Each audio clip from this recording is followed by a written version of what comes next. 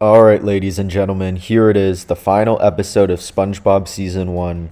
Did this episode end off the season on a high note or no? I guess we'll have to find out. But first, what happens in this episode is that the beloved characters Mermaidman and Barnacleboy have returned, and SpongeBob entered a competition to win the conch signal of Mermaidman and Barnacleboy by making life-size Krabby Patty mannequins of the duo, and of course he wins, so SpongeBob receives his reward of the conch signal.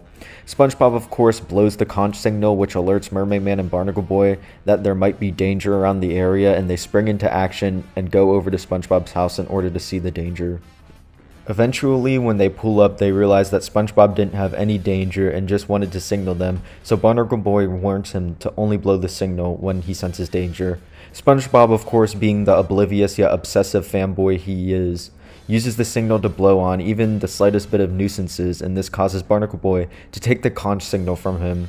SpongeBob of course gets upset as he just wanted to spend time with his heroes, even though he doesn't realize what he's doing is completely wrong, but even then, Mermaidman invites him to help him and Barnacleboy patrol the town of any danger.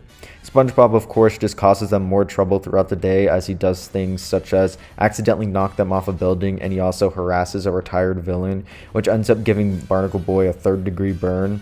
Mermaidman and Barnacleboy of course get tired of SpongeBob, so they ditch him at a restaurant, but as soon as they do, the Dirty Bubble, one of the main antagonists in Mermaidman and Barnacleboy, attacks them, so when they call for help, SpongeBob comes up, and when he tries to get an autograph from the Dirty Bubble, he ends up popping him and saves Mermaidman and Barnacleboy, and in the end they all become friends.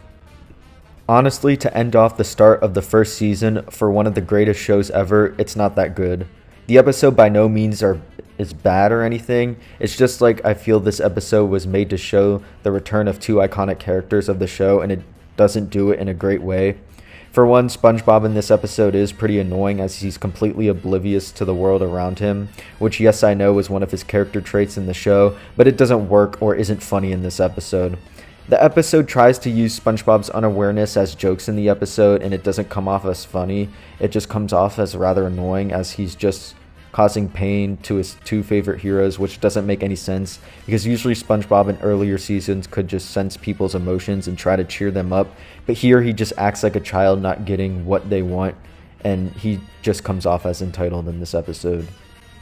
Mermaidman and Barnacleboy are good in this episode, however, as I think that they play their characters of retired superheroes who still have fighting spirit in them pretty well, and I especially like Barnacleboy as a character, as in this episode he comes off as someone who's trying to give a reality check to a fanboy who needs it.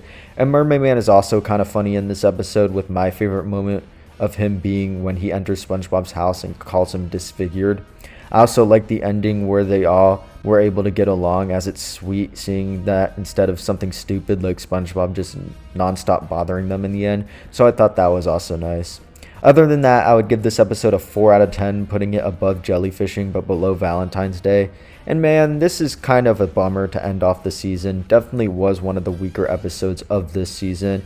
And also so far, Mermaidman and Barnacleboy episodes haven't been looking promising yet, so hopefully the next one will be better. But yeah, other than that, I'll see you guys for my next review for the first episode of Season 2. And also, I'll probably make a SpongeBob Season 1 statistic videos. But yeah, bye.